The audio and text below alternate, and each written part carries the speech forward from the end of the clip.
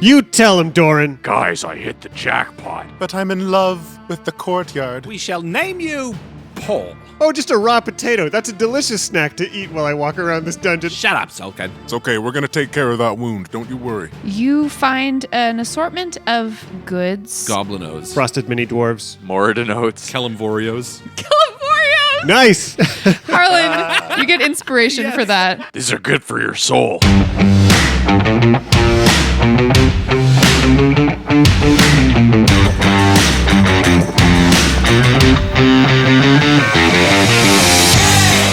Welcome back to Dice Shame, episode 33, Open House. Come on inside. Come on in, y'all. Man, I want to have a big house party with all our friends. Yeah, coughing on each other. Not during this time, Joe. We could set up a barbecue in the laneway, blow up the kiddie pool. Passers-by, we can just wave and say, "Don't come near us, but here's a hot dog," and throw it. I miss having people Me over. too. This week's MVP is Stephen Keen on Twitter for his kind words about Dice Shame. He's just started our show, and in his own words, can't wait to hear the rest. I swear I have not paid him. Welcome to the fold, Stephen. Get in it now. By the time he listens to this episode, too, he's going to be so tired of us. He could never be. Not Stephen. Not Stephen. Let's play. Yeah, let's get down to business.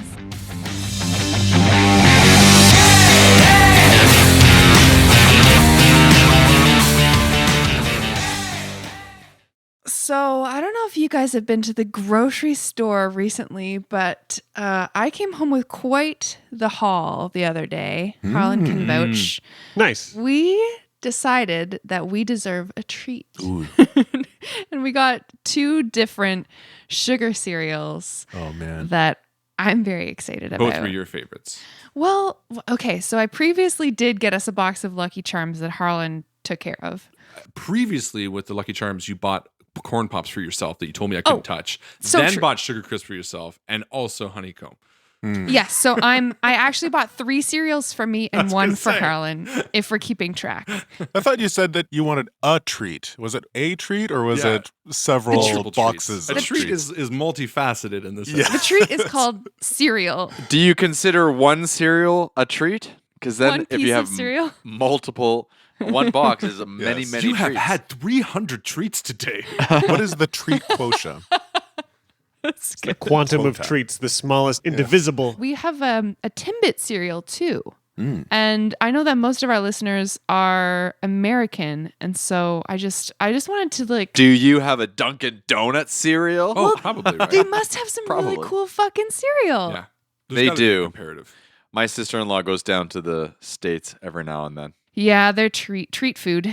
Speaking of treats, it's a treat to be hanging out with you guys this afternoon. Aw, yeah. Thank you. Ditto. Last episode, you took care of some very interesting little creatures. Yeah, what the heck were those? They were like red-skinned blood. gnomes. Red-hatted gnome-type creatures from the Feywilds. I don't like them. I didn't like them either. They took a lot of my health away from me. Same. Which I was kind of hoping to keep. Yeah, no, the stab in the gut was not pleasant. And So they took my ego because I missed. you're all a little bit worse for the wear, and Orin is a little bit shell-shocked, frankly. Well, thank you so much for bringing me along on this expedition. Aren't you glad you came? Look at all the blood everywhere. And Red like skips forward. His paws just in like pools of blood. Is Red actually excited about it, or is he just trying to like push Orin's buttons? No, Red's actually excited about it. This is like to Red, this is adventure, like getting in a scrap and fighting. I don't think Red understands the seriousness of like death more so than like to him, this is like a stage play of combat, and he's trying to get Orin excited for it, where I think Orin's taking the much more realistic, oh my God, I've just seen a man split like a log. Red's way too innocent to push people's buttons in this way. He's just like excited. How are we doing health-wise there, everybody? Less than half. Definitely been stabbed a lot, and now I got to climb down from this damn gatehouse to figure out how I'm going to get down. And Kraloth sees you up there, kind of holding onto your gut, and he walks over and holds up his hand. Yeah, so I'm imagining this point of him like trying to get down on his like getting down on his knees and trying to like lower himself down the side of the gatehouse, and like maybe Kraloth can help like grab his feet on the bottom or something and help him climb down a little bit. If you have help, you're not going to need to make a roll for sure. But Yeah, but it's just real pathetic as he's also like trying to flinch because he's been stabbed twice by this fucking fairy creature in a bloody hat. It's okay. We're going to take care of that wound. Don't you worry. Oh, Red is untouched, by the way. Yeah, I of don't think course. I took a single point of damage in that. This is great. And Doran, how about you? Doran's hurting. He's down to 29 hit points. He's looking at his hands. He's going, Doran, you've taken a lot of injury today. He's got, cuts on his hands and like cuts on his chest. And He's also still drunk, so he's like swaying there. Yeah. with his Say. hands. Yeah. Anyone who's been around drunk people enough knows that there's a moment where they just stare at their hands and sort yeah. of watch. Yeah, them so for a he's moment. quite injured. On a scale of 1 to 72, how do I feel? I feel about a 29. Ooh, really? oh, Yeah. That's yeah. pretty bad. Okay, everybody gather around. I'm going to say a prayer to Kellamvor. Physically. Mentally, I'm feeling great. Okay, come on over. Okay. it's a base 72 mathematics system. So with those numbers, Kraloth knows what he has to do. He's going to cast Prayer of Healing as a level 3 spell. Wah wah wah wah wah wah. And so everybody's going to heal 3d8 plus What? my spell casting ability modifier, 3. Kraloth rolls them, and everyone applies the same number. let's do it. I'm ready. Poised.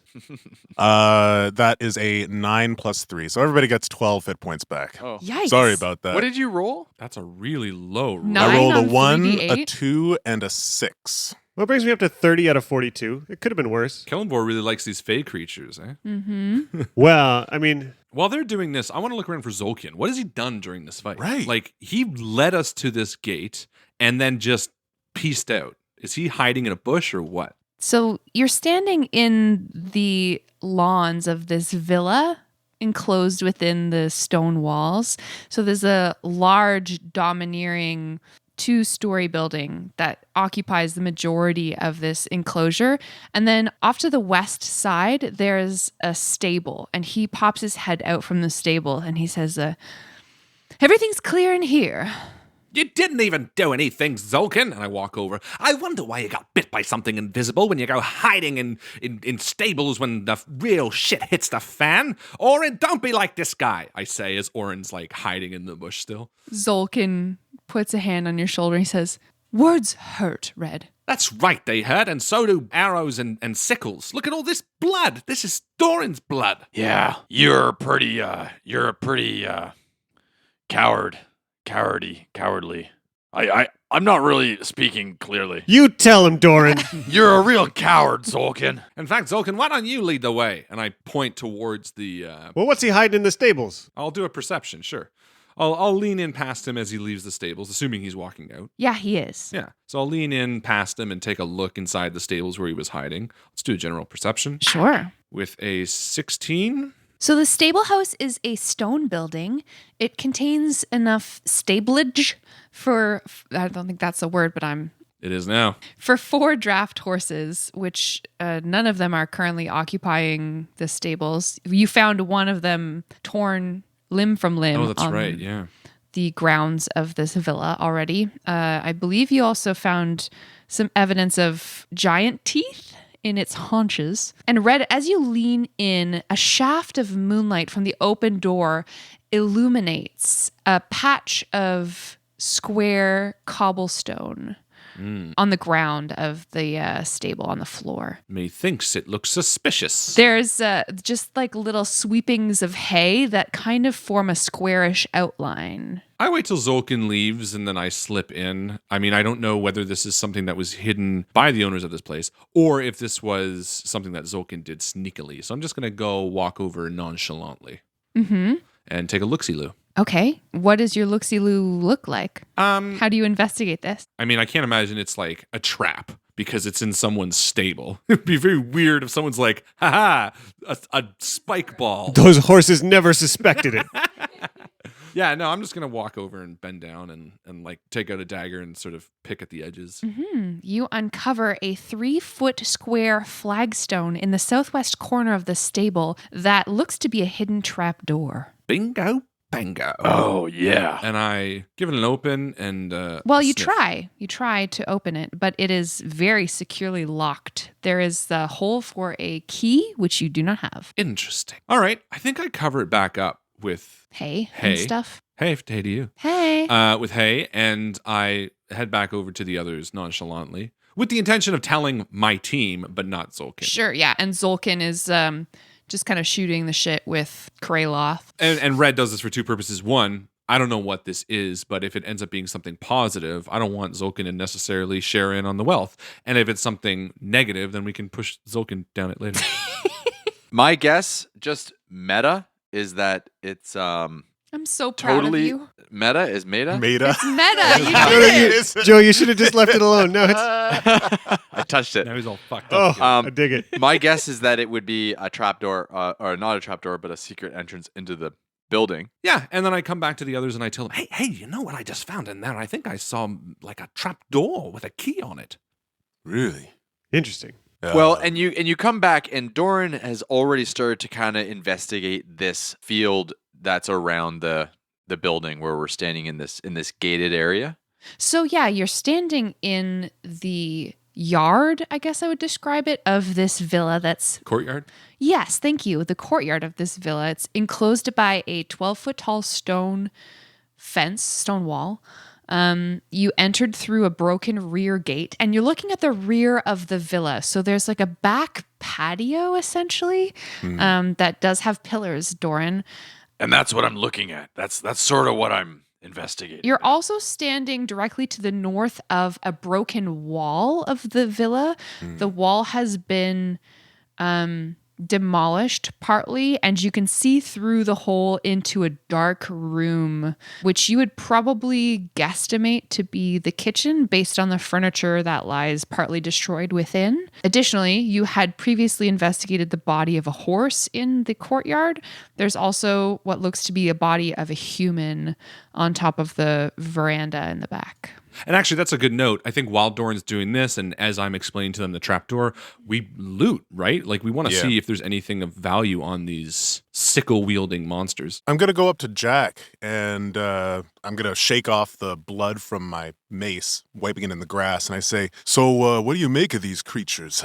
You ever seen anything like them before in your books? I mean, I've never seen anything like them before, but they're definitely fairy creatures, which is really interesting. They're from somewhere else. I don't. These ones seemed really vicious, though. Like I'd never suspected. I've always sort of thought of fairies and pixies and that sort of thing as cute creatures, a little bit of dust, makes you fly, whatever. These bastards, God. Yeah. Yeah, Doran kind of says from across the courtyard. He's kind of standing outside of this hole in the wall with his axe out, and he's just peering in. Doran, again, with his soldier background, is not going off on his own, but he's still investigating sort of gently this dark area that looks like a kitchen. Gentle investigation. I was going to say, did you want to roll a gentle Gingerly? investigation roll? Yeah, let me just see. Do I see anything in the shadows of this hole? 12. It would be a perception if you're just kind of looking around. Okay, so a perception of 15.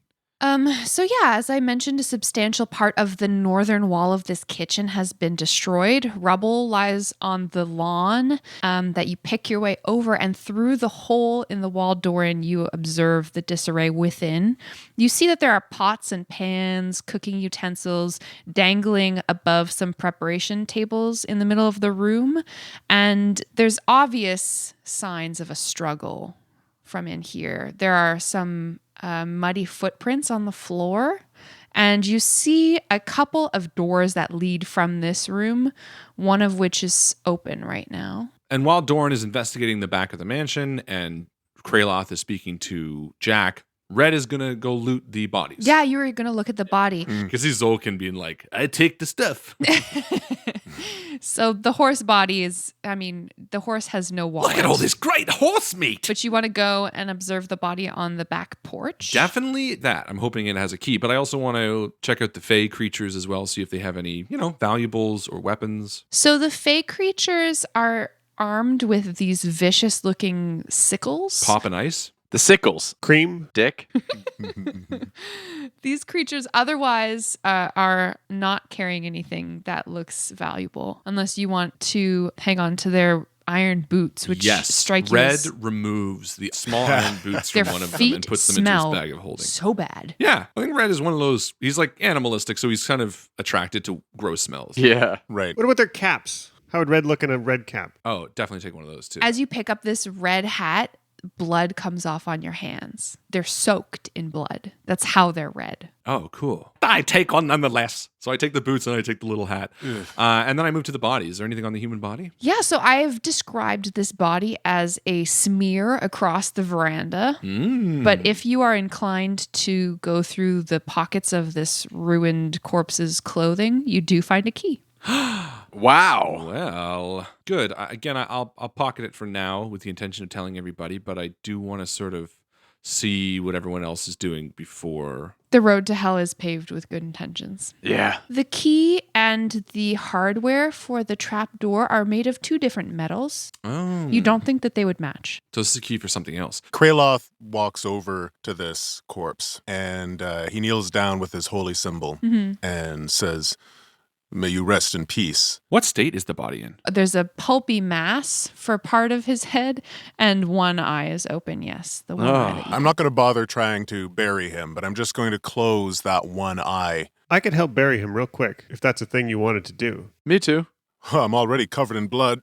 And I reach down and I try to pick up as much of this body as I can. Doran watches you start to pick up the shoulders and the upper body, and the bottom half kind of falls away and it stays on the ground. Yeah. So Doran comes over and picks up the legs. I'll give you a hand here, Kraloth.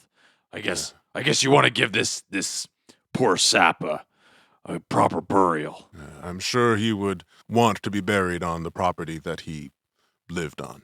Between 2 of the trees that the Fae had jumped out of, Jack's going to walk over and just sort of raise his hand up, and a big mound of earth comes and piles itself, and there's suddenly a 5-foot deep hole there, just perfect to lay this person into to rest in. Kraloth makes eye contact and nods and lowers the hunk of flesh down into it. And Doran lowers the other half of the hunk of flesh down into the grave. Usually we're on our adventures and places, we're on a mission, we've got the next goal, and I think there's just enough like booze in our system. They're like, no, this guy gets on. We're going to honor this guy, and so there's this moment of like, okay, we make a grave, we bury this guy in him, the earth goes over top, and we like take this whole moment to make a bit of like a space before we move on. We shall name you Paul. Here lies Paul. Sulkin is standing in the darkness underneath one of the trees adjacent to this freshly dug grave, and he's like, "Whenever you're ready." You be quiet. This is special adventure friend stuff. God. All right, let's go. Yes, so there is a back door to the villa that you have not opened. You instead are looking through the ruined wall of the kitchen, beyond which we have seen that there is some disarray and an open door leading into additional darkness. I mean, it would make sense to go in where it's been caved first because we can see what we're walking into, correct? That's my Yeah, logic. and Zolkin's like, "Yes, well, when I came through yesterday, I did the same. It's kind of a mess in here." And he leads the way. He picks his way into the kitchen. And I'll follow. In addition, I think Kieran should probably be real close, just on top of Jack's head. Yeah, I'm imagining Kieran sort of once we get inside, pacing around at my feet and then like leaping from top of like kitchen cabinet to somewhere else that cats shouldn't be climbing around. But when you have wings, it's fine. Knocking shit off. Just a little bit. Kieran flies on top of something and just stares at you dead ass and just pushes something off. Like a nice, delicate antique vase. Oh, what's the matter, boss? For an instant, Kraloth is hesitant as he looks into the dark void through the broken wall. And then he remembers and he reaches up and he pulls down his goggles over his eyes and he clicks on a little Right. mechanism on the right side and they Perfect. whoosh, whir to life and he steps in across the rubble. Zolkin is like, "I made it to the study." Oh. All right.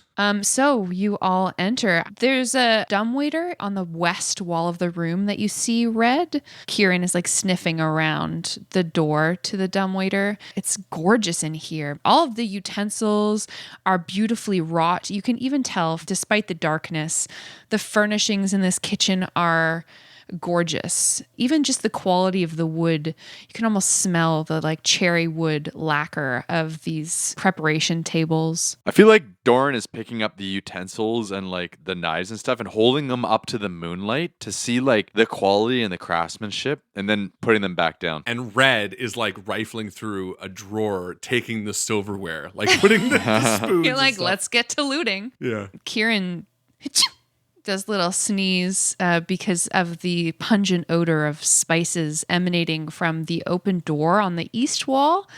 As you all filter into the room, it becomes apparent that there is a broken door leading into a pantry. There's a broken door over here. Yeah, didn't you hear the sneeze?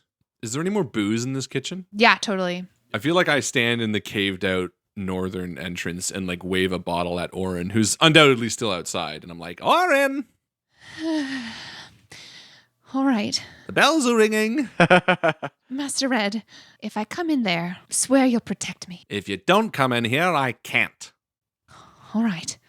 And he clambers clumsily over the broken wall and takes the cooking wine out of your hand, pulls off the stopper, and then takes a hefty swig, a diligent swig. He's very thoughtful about it. And I take it back and I swig as well. Doran hears the cork come out and looks across the room and says, "Toss it over here," under his breath. I don't know about you guys. I'm keeping quiet. Like, I don't want to disturb anything if there's something we can sneak up on. Yeah. For sure. But I also think we're in this world of a bit drunken, that we're playing way more fast and loose than we would. Oh, of course. It definitely has the feel of like hijinks, Yeah, you it's know, which I don't know if definitely hijinks. I've ever seen you guys get up to.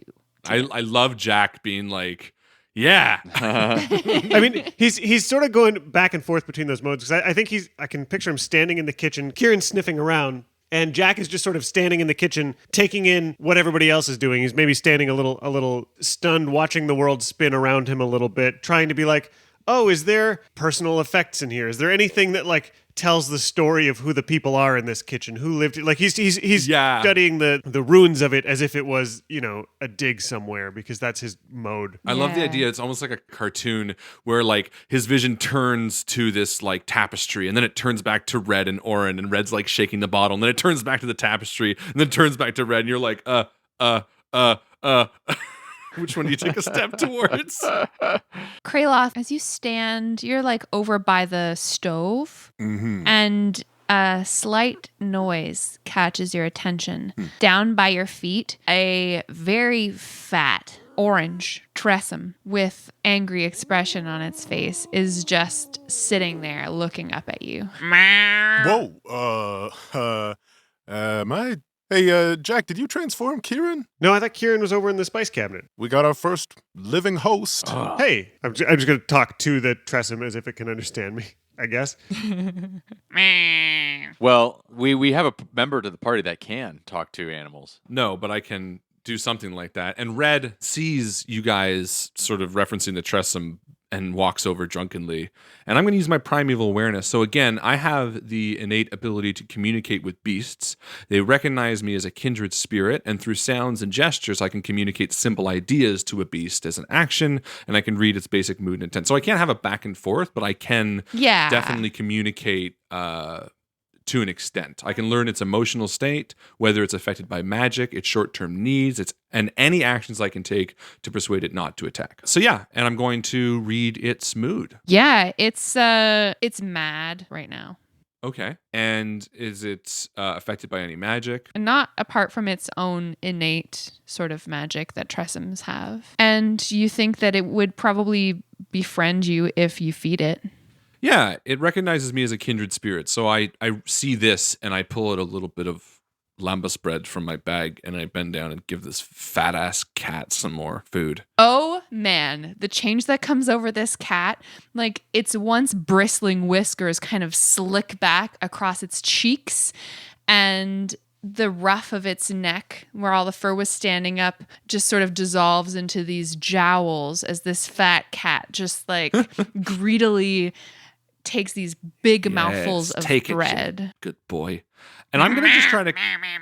Where are your masters, girl or boy?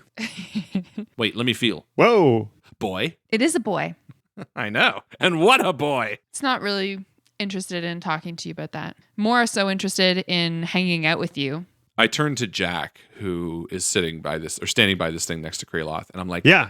You said Tressums innately can view invisible creatures, right? So this thing would know there's an invisible creature here. Yeah, they can detect poison too. Tressums are really cool. Again, I'm picturing Jack saying that like buzzed. I for some reason I know you're not, but I picture you holding like a beer He and being is, like, yeah. Dude, man. I feel like they're it's fucking now it's cool. back to that look back to the tapestry. Look back now. It's look back Yeah. to Jack. He's got the cooking sherry in his hand, and he's Good. like he's I like it's his birthday still. He's been stabbed listen, a little bit. Totally. And I stand up and I like take it and like swing and hand back. I'm like, yeah.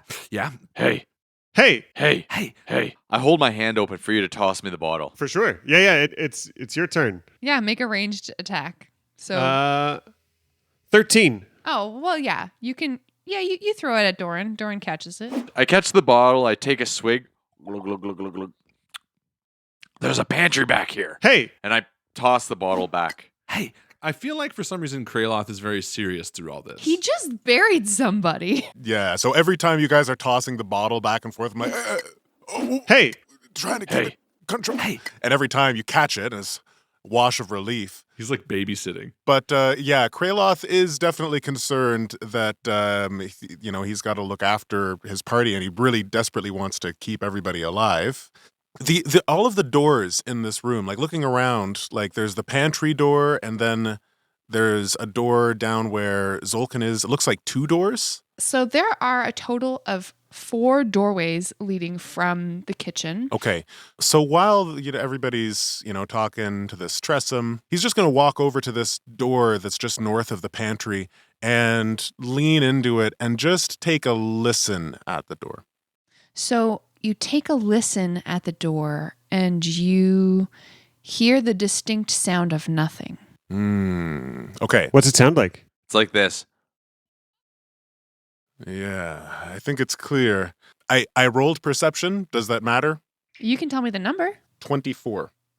Oh, wow. You hear that the door is locked. Oh, that's very good hearing. So I'm in the northern corner right by Kraloth. I see him turn the handle to this door and it's Yeah. locked. And I like step forward. Yeah. And forgetting that I didn't actually tell anybody, I just pull the key that I found out of my pocket and try to put it in the lock.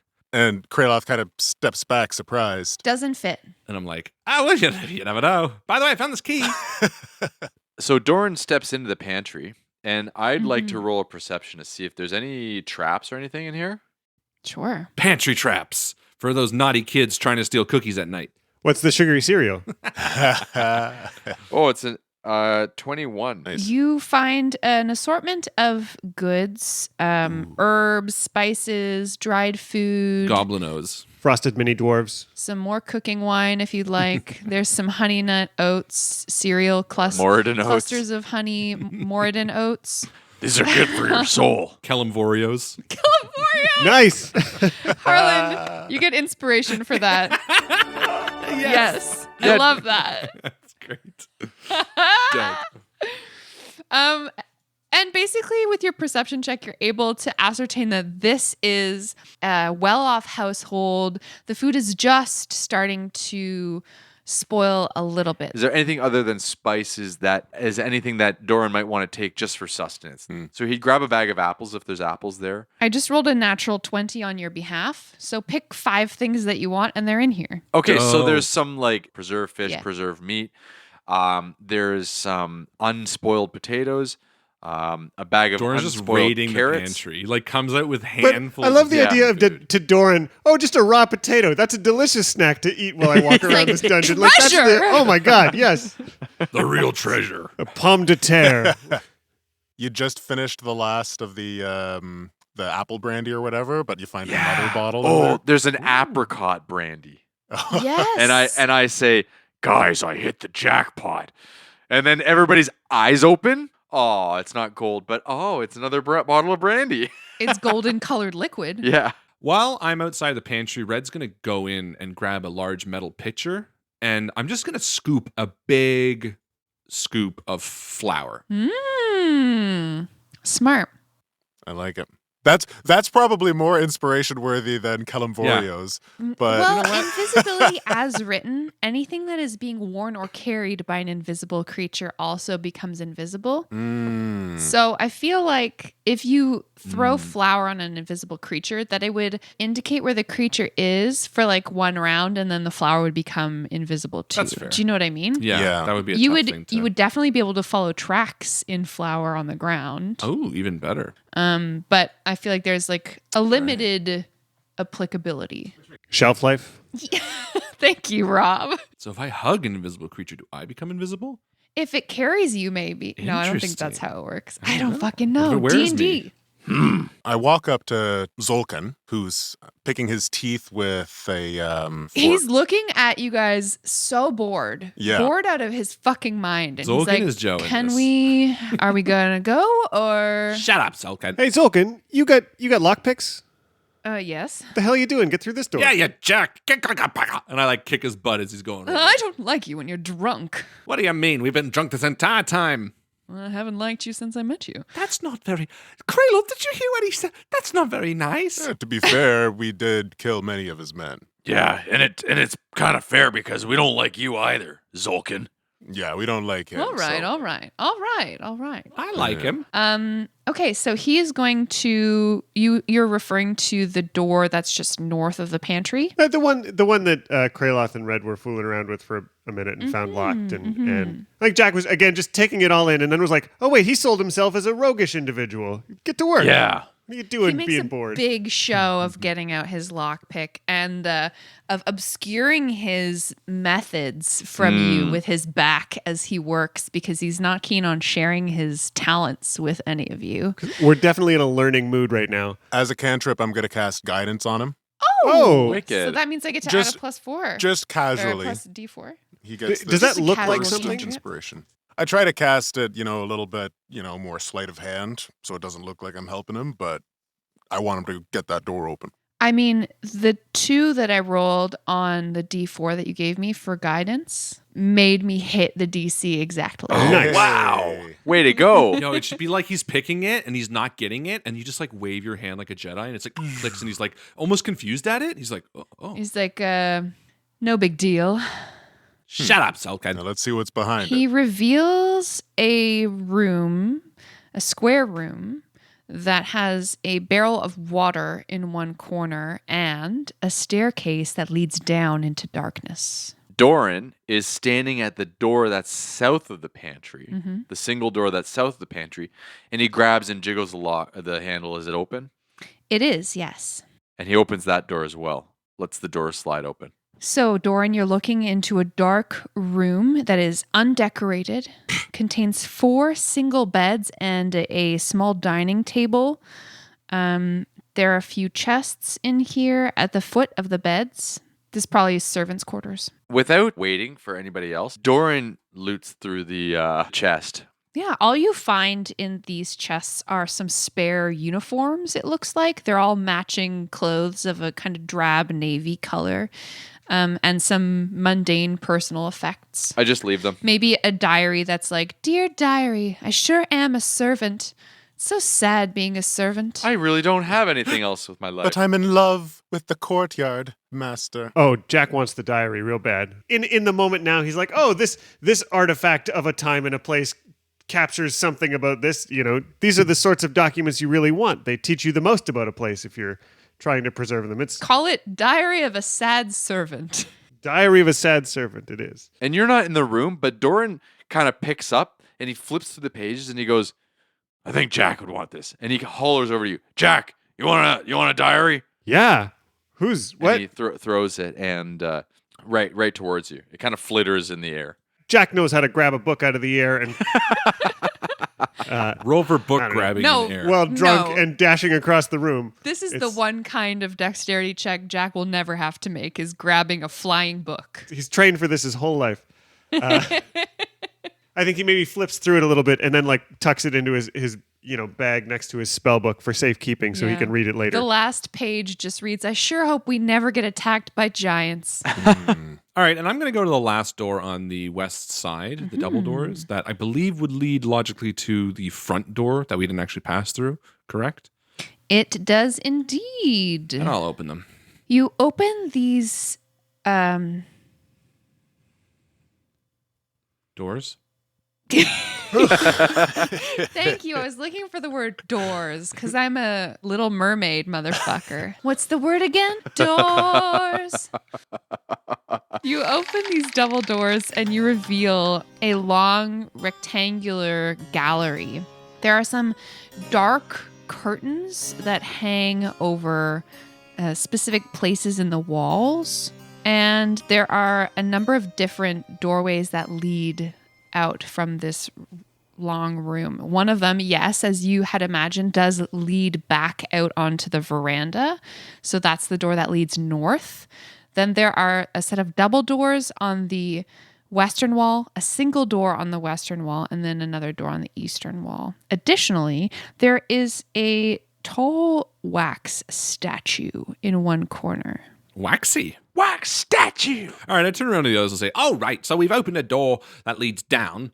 Doran opened a door to the servants' quarters. We got the pantry, we got the way we came in, and then we got this door. I think we should do this floor by floor. Why don't we get all the doors on this floor done, and then we can go downstairs or upstairs?" Doran continues to walk through the servants' quarters and finds another door. I'll start with this door in here. Perfect. Doran finds this door in the servants' quarters. Perfect. And then I'll follow him as well, and we'll just go room by room and clear this floor. Is this the study, Zolkin? I didn't come through here. Okay. So Doran turns the knob and pushes the door open. Is it open? Yes. So you reveal a dark foyer. This has two double doors on the south side that look like the main entrance to the villa. Okay. There is a plaster shelf lined with some ornate vases or vases, depending on tomato situation. Are any of them more than 100 years old? All of them are. Oh, wow. These are all antiques. Yes. So the shelf circles the room at a height of 9 feet. So you're going to have to do some comical jumping in order to get your hands on a particular vase. Well, hold on. How tall are you, Jack? 9 feet. Probably not 9 feet tall. No. How tall are you, Jack? 5'6". And I am 4'6", which makes us an even 10 feet. 10 foot. This is drunk math, though. This is Doran drunk math. So that's 1 foot. 5 So and if you 4, stand 9. on- No, 10 feet. Yeah. You can Well- peruse the shelves. And Doran says that. Jump on my shoulders, Jack. Yeah, they're antiques. He needs a closer look at them. I think he's going to scrabble up the back of this dwarf and climb on his shoulders and reach above his head and one by one pull these fancy looking vases down. As you are pulling the vases off of the shelf, Red and Kraloth, you enter the room and you see that Doran and Jack are busily looting this room. There is additionally a 10-foot wide, 15-foot long rug of exquisite design on the floor, and there are some tapestries on the walls that depict a dragon flying over a ship and pilgrims on camels, respectively. Cool. Jack, you're pulling these vases off of the walls, and each of these, so there are 16 vases altogether. Whoa. Each of the vases are worth 25 gold. You know them to have been created by humans. And a vase is very lightweight object. Red, you got that bag of holding? Let's keep some of Yeah, these. let's put some in there. Here. And I take Okay, one. whoa, Hold guys, still. Hold fellas, still. fellas, Just fellas. throw them in. Yeah. Kraloth is the slowest to get into the room, and he follows up behind, and he sees Doran and Jack doing their thing, kind of wobbling a little This bit. acrobatic stunt. Red is up there with his bag, The fucking Grinch, the three of you. and Kraloth holds up his hands. He says, "Whoa, okay, Jack, get down from Doran, and we need to huddle up right now because we are not going about this smartly. Come on, bring it in. There's like a bit of teetering. Yeah, And come on. with Doran, with all his, self-righteous, I'm not one to pilfer, I'm not pillaging, this is against my lawful goodness. You could tell the alcohol is starting to get to him because he's like, Yeah. come on, let's take all this shit and let's take this too. And oh, hey, here's this and here's this. Like two minors trying to get into a dirty movie. Jack looks immediately ashamed. Come on. And Come puts on. the vase back on a shelf and jumps down and All right. goes to huddle up very obediently. I know we're all excited about all of the great things we're seeing in here, and I got a little excited about some of that food I was seeing too. I can't wait to dig into that. But we got to remember that there are creatures in this house. It is not a secure location. That's right. Those vases aren't going anywhere. So I say we clear out this building of any potential threats, and then we do the taking of things. Does that sound like a good idea to you? Oh, right, Kraloth, I agree. I mean, I wasn't doing any of the looting, and I like gesture towards Doran and Jack, who are shamed and walking back. But I agree. Let's clear this place room by room and then go to the basement or maybe upstairs. All right. Doran, you lead. Okay. Zolkin is like leaning against a tapestry on the side of the room. Shut up, Sulkin! Doran makes his way into the next room. Yeah, and Red will follow. So, Doran, you're standing directly in front of this wax statue. Wax statue. You see that it depicts a regal-looking woman cradling a tressum in her arms. This is obviously a kind portrayal of the ginger tressum that is following Red around, meowing loudly for more scraps. The wax depiction of the tressum has a wax rat in its mouth. Is that you, pussycat? Is there any label or description or something that would tell us who this woman is? No. I go to pick up the tressum. And I try to hold it like the same way that the wax sculpture is. I'm like, look at this, you. And I immediately drop it again. I guess it does live here, we at least know, and this must be the matriarch. Looks to be. So there are doors to the west, 2 doors, and then there's one to the north, which we assume would lead out back where we came from. Yes.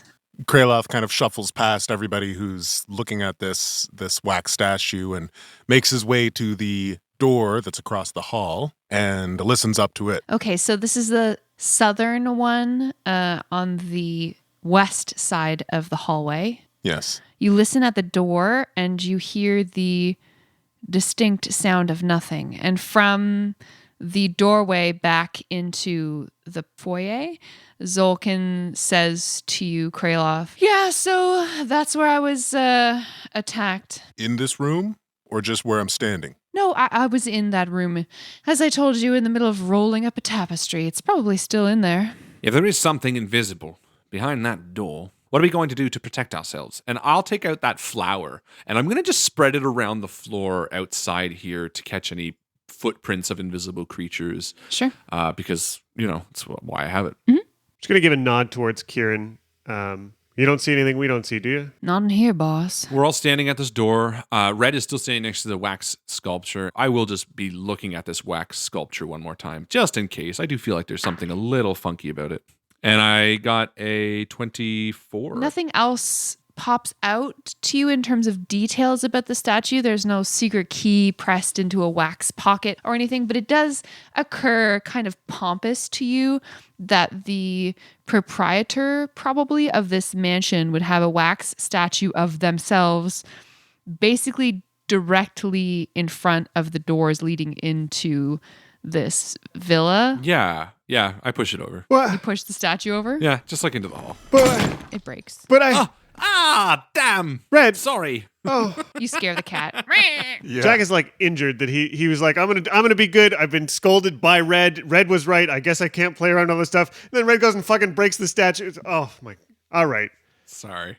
I look at my teammates here, my group of adventurers, and I kind of nod in sort of a questioning approval. Should I open the door? Well, what positions should we be in? Yeah, so I'm standing back. I draw my bow, knock an arrow, and I nod. Doran has his hand on the knob, I think Kieran's and Kieran's on my shoulder. yeah, and I think Jack's standing against the back wall, but has taken the time to project his mind into Kieran, so he's going to see what Kieran sees when the door opens. Good thinking. I turn the knob and open the door. You reveal a dark parlor.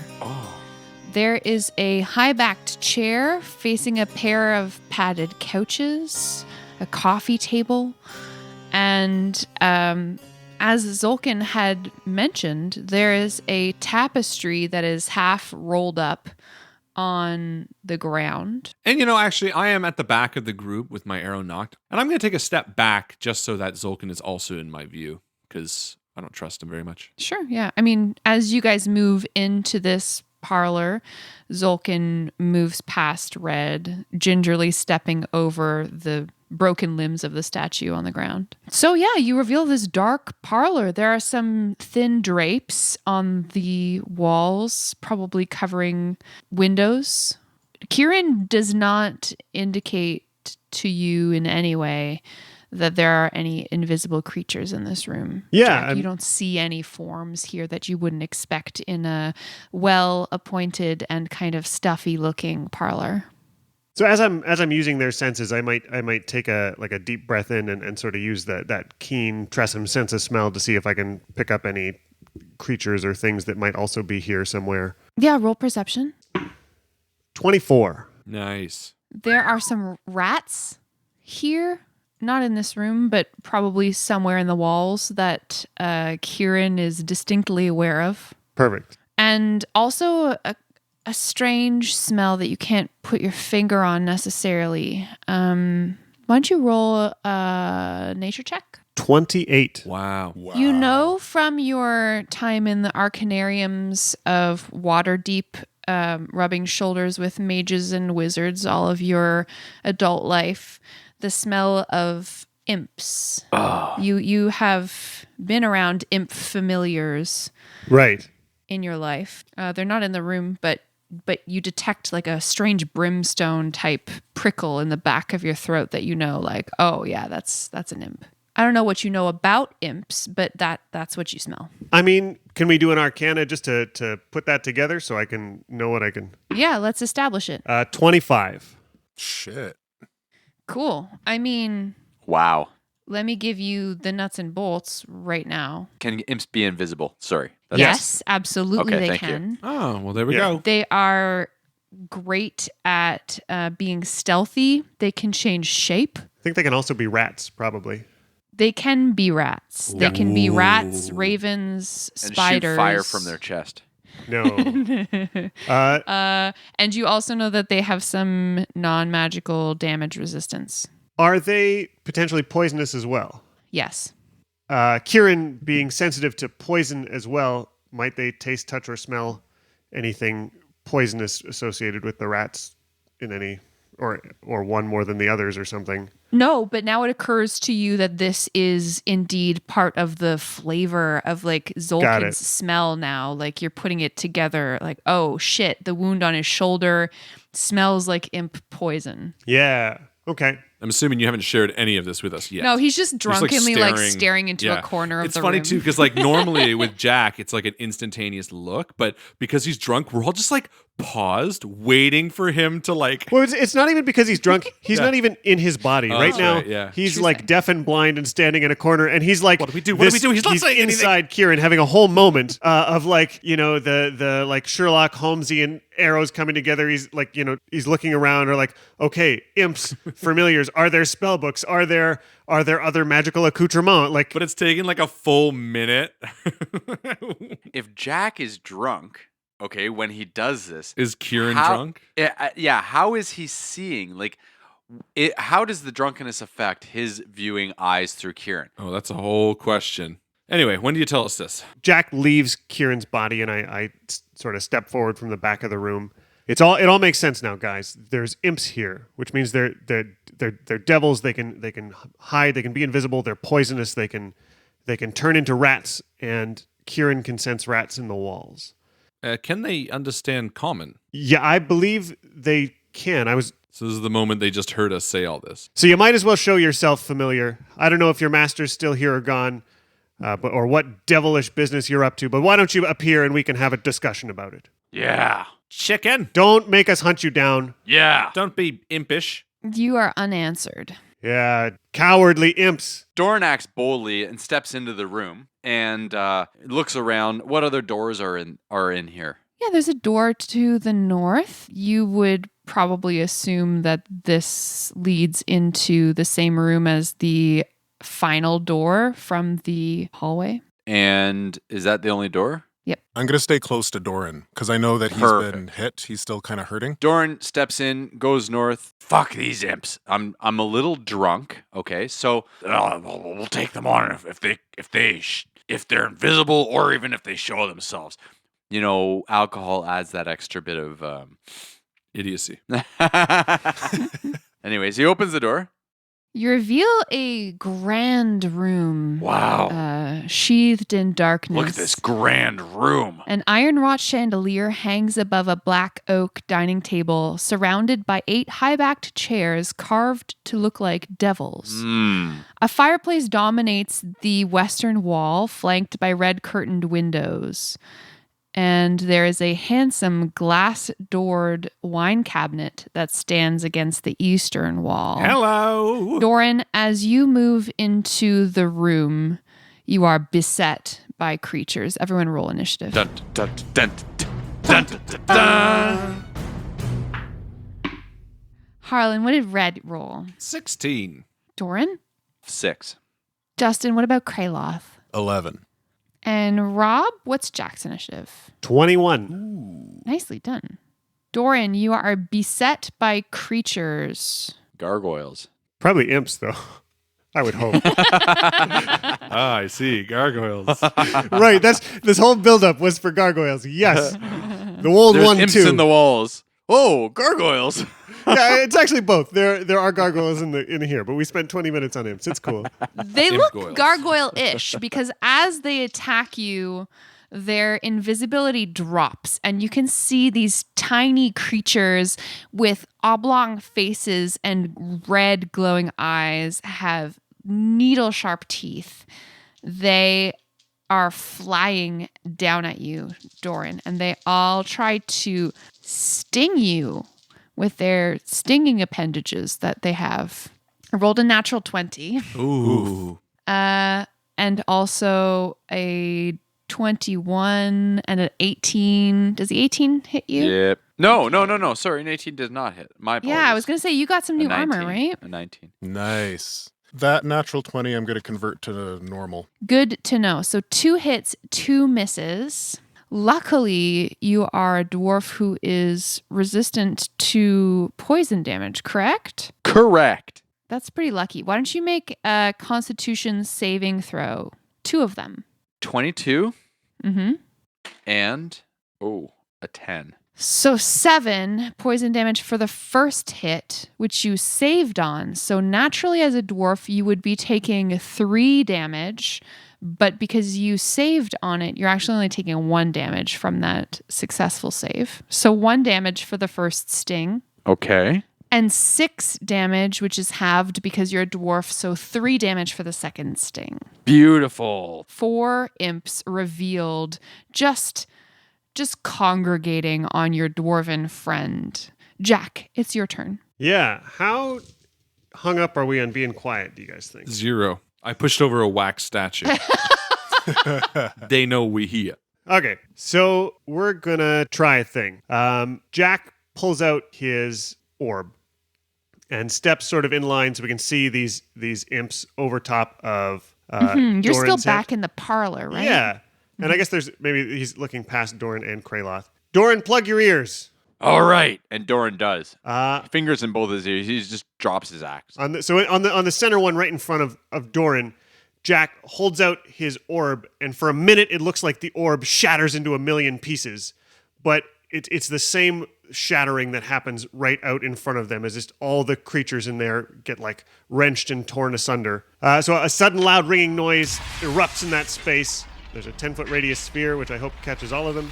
And they're going to take 3d8 thunder damage on a failed save and half as much on a successful one. Okay, so Doran's going to make the save as well. Yeah, Constitution. And I rolled a 20 for damage. Ooh, nice. 21. And these guys all fucking fail. Beautiful. Nice. So they're going Perfect. to take 20 damage. Now, the thing that hurts Jack more than hurting Doran is non-magical objects in that 10-foot radius that aren't being worn or carried also take damage if they're in the spells area. No, all the wine. Sorry. So Doran, you succeed on your saving throw, but that still just means that you take half damage. So 10 damage for Oh, man. Doran, and then each of these imps takes 20 damage, and they all explode just in little mini fireworks of imp intestines. Intestine. Nice. You're welcome for that. They're all dead. They all die. Wow. Red steps into the room and he's like, "Oh, right, I'm ready to battle. I heard the music. Where are they?" And you see that Doran is just covered in imp guts and dripping with wine, as the cabinet to the east has also similarly exploded. The imps are dead. And the chandelier just falls.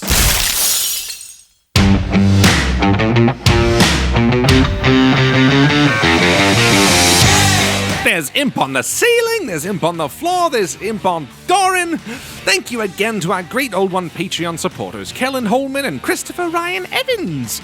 You two have made it completely possible to be crazy and zany, just as we always have been. Please consider supporting us on Patreon, join the Facebook group, and come over to the Discord server if you want to have a little bit of fun. See you next week.